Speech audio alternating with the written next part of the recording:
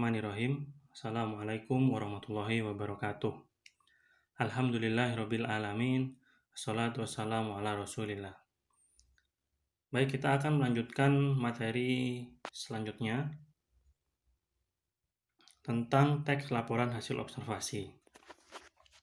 Muallim telah menjelaskan bagaimana struktur teks laporan hasil observasi serta definisi-definisi yang menjelaskan struktur-struktur tersebut. Nah, untuk memperjelas pemahaman antum tentang struktur teks laporan hasil observasi, silahkan antum baca teks ini dengan cermat ya.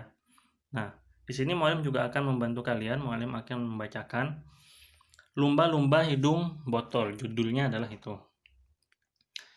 Definisi umum atau informasi, ini definisi umumnya. Coba muallim bacakan.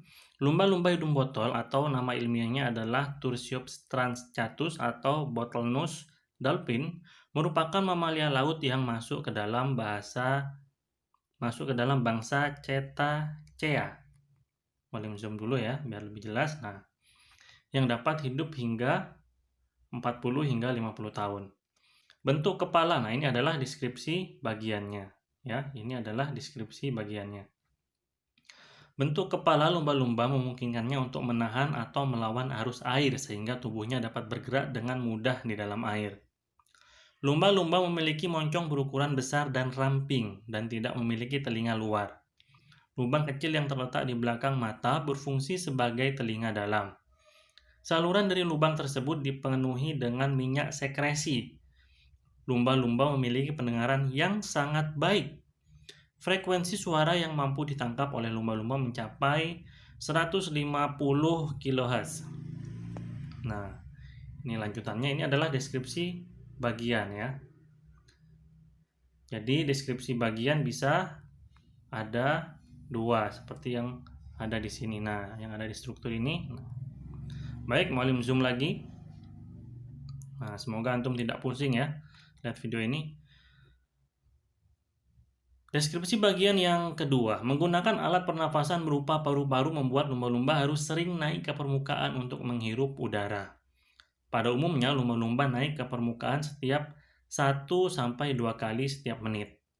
Lumba-lumba bernapas melalui blowhole ya, atau lubang hidung yang terletak di atas kepalanya. Dalam waktu kurang dari 1/5 detik, lumba-lumba sudah mengosongkan kembali dan mengisi kembali paru-parunya. Lumba-lumba akan tenggelam dan menyelam kembali ke dalam laut saat udara keluar dari blowhole. Yang terakhir adalah deskripsi manfaat, yaitu tentang kulit lumba-lumba.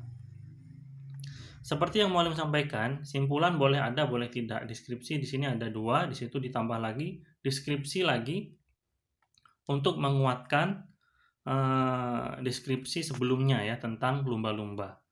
Jadi di sini teks ini tidak ada kesimpulannya. Nah, muallim bacakan, kulit lumba-lumba lembut dan kenyal, terdapat lapisan lemak atau blubber di bawah kulitnya yang berfungsi untuk menjaga tubuh lumba-lumba agar tetap hangat. Di samping itu, blubber juga berfungsi sebagai tempat cadangan makanan. Daya apung lumba-lumba juga terbantu dengan keberadaan blubber yang lebih ringan daripada air. Hal ini menjadi inspirasi bagi produsen baju olahraga untuk menciptakan pakaian renang dengan karakteristik kulit mirip lumba-lumba. Nah, di sini juga ada beberapa kaidah bahasa teks laporan hasil observasi dari teks yang sebelumnya. Teks laporan hasil observasi oleh kaidah-kaidah kebahasaan seperti berikut. Banyak menggunakan kata benda atau peristiwa umum sebagai objek utama pemaparannya. Contoh, tanaman lamtorokung hidup di daerah beriklim sedang ya. Ini kata-kata umum sebagai objek utama. Yang kedua, banyak menggunakan kopula atau kata kerja definisi adalah merupakan, yaitu contoh, lumba-lumba hidung botol merupakan. Nah, ini ya, merupakan.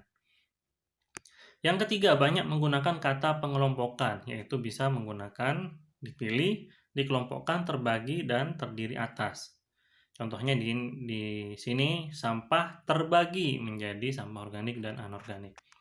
Dan kaidah kebahasaan teks laporan hasil observasi yang terakhir adalah banyak menggunakan istilah pada bidang ilmu tertentu. Contohnya, atmosfer, antibiotik, aerodinamika, iklim, tropis ya, itu beberapa istilah pada bidang ilmu tertentu. Ini biasanya pada ilmu alam ya. Baik, itu saja yang dapat Mualim sampaikan. Untuk tugasnya silakan antum tulis kaidah bahasa teks laporan hasil observasi ini, ditulis di buku. Setelah itu kalian foto dan kirim lewat Google Form seperti biasanya. Baik, itu saja yang dapat Mualim sampaikan.